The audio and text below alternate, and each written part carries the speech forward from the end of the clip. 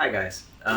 So we finished the voting on which photo from kind of behind the scenes photo you guys wanted an explanation on, and this was the winner, the second one. With that said, I'll probably go back and talk about the first one at some point, but this is pretty interesting. So I'm not giving away anything that's important for the film itself. So I'm not spoiling the thing for anybody, but so this photo is a photo of a location where Kristen and others were drawn to perform some of the ritual work. So burying spell jars, performing actual ritual up here on this location. Now, this it sits on top of a ridge and looks down over 2 or 3 different hollers. So you can sit up here and you can look down on a few different places, right? So you can see for miles and miles around. And one of the things that's interesting about Kristen being drawn to this location to do that kind of thing is at one point while we're up there with her, I was off getting some drone footage of the location, and Caleb, the second cameraman, was talking with Kristen, and Kristen used the phrase, some say this place is between worlds. I thought that was an interesting phrase, right?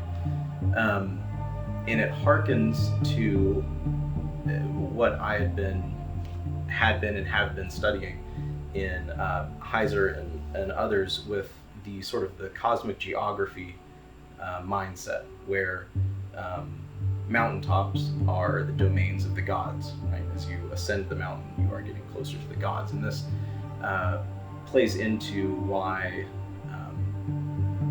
different civilizations built, pyramids, ziggurats, that kind of thing. The idea being the closer that you ascend,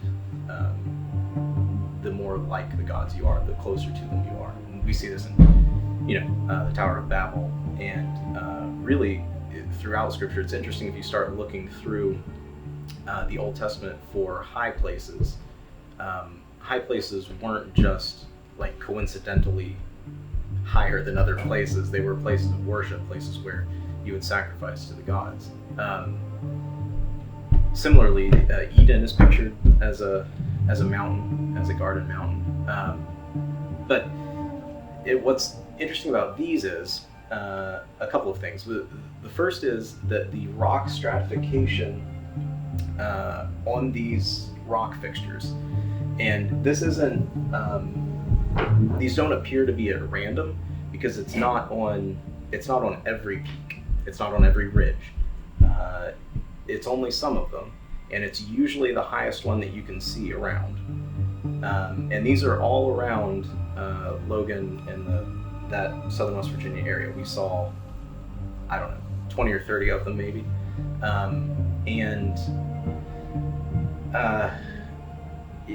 The interesting bit about the rock stratification is one of the gentlemen that was with us works in coal mines, and the stratification here is not like at all really the rock stratification layers immediately below it. So the thinnest rock strata below it are like 5-6 feet deep, but here these layers are like inches, right? 3-4 inches deep, and piled up like that. And you can see there are a bunch of these, and as you drive through down 119 past Logan, you can look up on the ridge lines and see silhouetted different fixtures like this, different structures. I don't even know if structure is the right word, but different instances of this. And one of the things that I'd like to pursue, and we probably will going forward, is mapping where these places are, and seeing if there's any significance to that, because they definitely seem like they're concentrated around Logan proper, the city. You can see a bunch of them right around there, and they're also distributed, throughout, and in a way that's odd. And one of the things that it made me wonder about is the civilizations that predate what we think of as Native Americans in the area. So the mound builder, there are different names for that civilization. Mound builders, Mississippian, Adena, but these are all names that just we give them, right? This is not, there's no written record. We don't know how they refer to themselves. But this is the same civilization that built, the mounds, the serpent mound, different effigy mounds, burial mounds, this kind of thing. And what those burial mounds are structures with height, right? That you ascend the mound, or you bury your ancestors on a height, right? You bury your ancestors close to the gods. Your honored dead, right? And some of those effigy mounds, and this is a completely in a side subject that I would love to dive into at some point that doesn't really touch on what we're talking about in the doc, but I think is tangentially related, is some of those effigy mounds, you cannot appreciate them from ground level. You can't appreciate them from the top of them.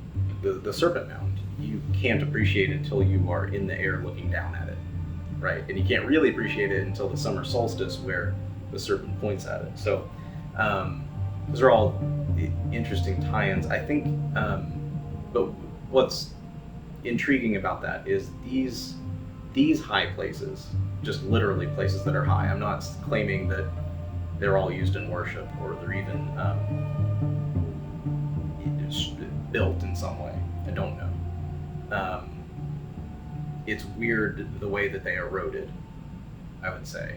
Anyway, it's just interesting that even today, people that are performing these rituals invoking divine beings are drawn to high places like this, where Kristen was, up the mountain, right?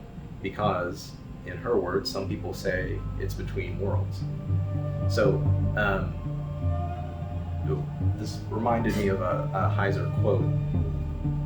This is from Unseen Realm. Mountain peaks were the domain of the gods because no humans lived there.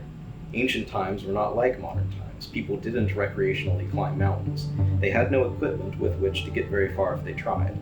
Mountains were remote and forbidding, the perfect places for gods to get away from pesky humans. Mountain peaks touched the heavens, which was obviously the domain of the gods. This sort of thinking in part explains why Egypt's temples are carved and painted with imagery of luscious gardens, or why pyramids and ziggurats were built. These structures were mountains made by human hands, which served as gateways to the spirit world, the realm of the gods, in life or in death. They were metaphors in stone. So that's the kind of that cosmic geography mindset that I think we've lost now. But when an ancient person looked at a high place like this, and if someone were to say that place is in between worlds, of course. So, alright guys, I will explain the other one in an upcoming video. If you like this kind of content or you know anybody who's into this sort of subject matter, we may be, especially as the doc comes out and then after, we may be delving into some even more fringe stuff. So, yeah.